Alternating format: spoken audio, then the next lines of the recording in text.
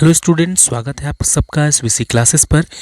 इस वीडियो में हम लोग हायर सेकेंडरी मुख्य परीक्षा वर्ष 2024 मतलब पिछले साल के अर्थशास्त्र के पेपर का क्वेश्चन नंबर 10 के दोनों ही प्रश्नों का उत्तर समझने वाले हैं, वो भी आसान शब्दों में और एग्जाम्पल्स के साथ।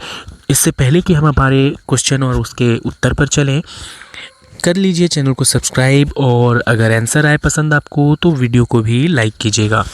चलते हैं हमारे प्रश्न पर और देखते हैं कि कौन से प्रश्न पूछे गए थे। प्रश्न क्रमांक तो दोस्तों प्रश्न क्रमांक 10 में जो पहला प्रश्न आया था वो है उपभोग वस्तुओं को समझाइए। जी हाँ, प्रश्न पूछा गया था उपभोग वस्तुओं को समझाइए।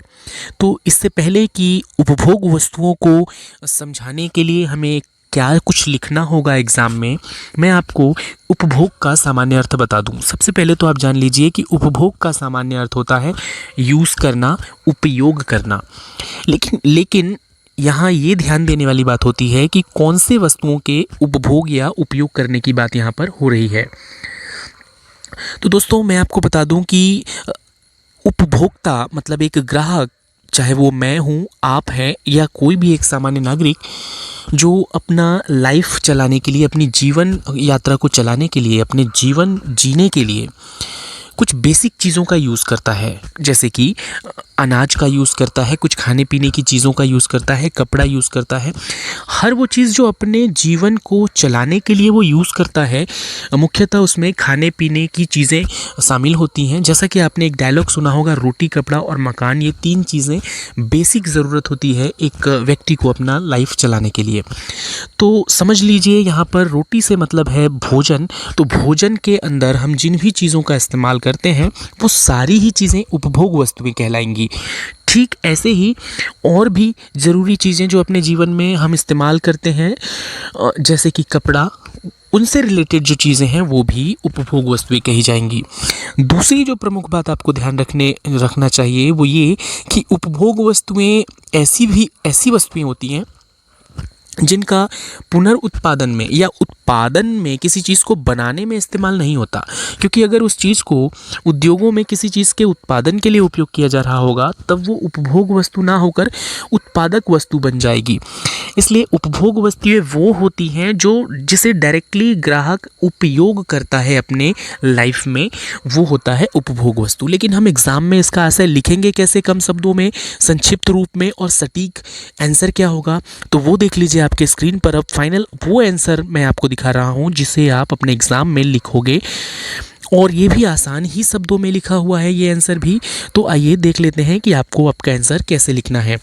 आपको लिखना है वे वस्तुएं जो मानवीय आवश्यकताओं को प्रत्यक्ष रूप से संतुष्ट करती हैं एवं जिसका उपयोग अन्य वस्तुओं के उत्पादन के लिए नहीं किया जाता, उपभोग वस्तुएं कहलाती हैं। एग्जाम्पल के रूप में डबल रोटी, मक्खन या दूध हमने यहाँ पर लिखा हुआ है।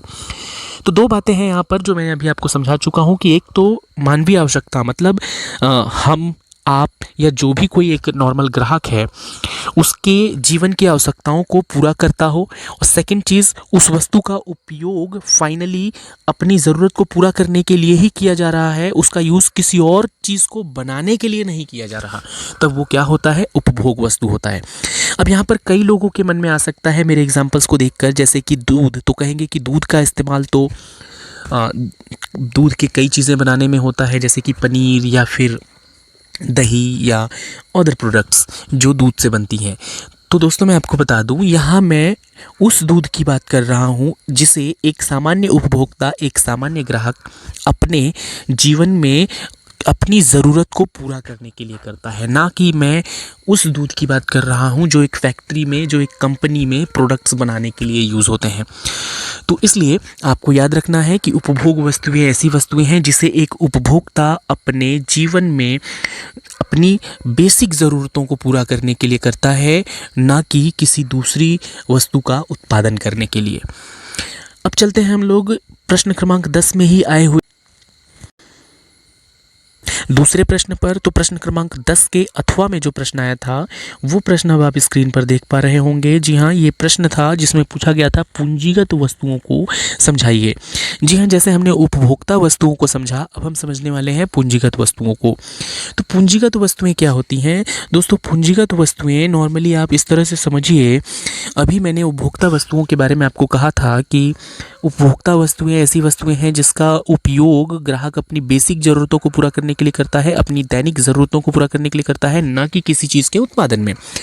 लेकिन यहाँ पर उत्पादन में ही यूज़ किया जाता है पूंजीगत वस्तुओं का। जी हाँ, जैसा आप देख पा रहे होंगे, उत्पादन की प्रक्रिया में बार बार उपयोग होने वाले स्थिर परिसंपत्तियों को, जी हाँ, स्थिर परिसंपत्तियों से यहाँ मतलब है स्थायी संपत्ति।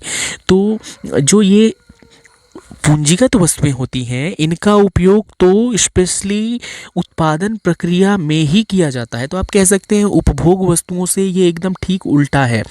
यहाँ पर उत्पादन प्रक्रिया में बार बार उपयोग होने वाले स्थिर परिसंपत्तियों को पूंजीगत वस्तुएं कहते हैं। मतलब यहाँ ऐसी संपत्तियाँ, वो भी फिक्स, जिसको कहा जाता है स्थायी संपत्तियाँ, जैसे कि मशीनरी होता है, प्लांट होता है। तो स्थायी संपत्तियाँ जिन्हें उत्पादन के कार्य में, किसी और चीज़ को बनाने के जो उद्योग होते हैं, जो फर्म होती हैं, वहाँ पर इनका इस्तेमाल होता है। और साथ ही साथ इन्हें पूंजीगत वस्तुओं के अलावा टिकाऊ उपभोग या उत्पादक वस्तुओं के नाम से भी जाना जाता है। इसके एग्जाम्पल्स मशीनरी और प्लांट होते हैं। तो उपभोग वस्तुएं और पूंजीगत वस्तुओं को एक दूसरे के अपोजिट समझा जा सकता है। हालांकि इनके मीनिंग आपको उम्मीद है समझ आ गया होगा, और अगर आपको समझ आ गया है तो जैसा मैंने शुरू में कहा था, वीडियो को लाइक किए बिना मत जाइएगा, और साथ ही साथ शेयर कीजिएगा और भी 12th के स्टूडेंट्स के साथ, स्पेशली कॉमर्स और आर्ट्स के स्टूडेंट्स के साथ। मिलते हैं नेक्स्ट वीडियो में क्वेश्चन नंबर 11 के दोनों प्रश्नों के उत्तर के साथ।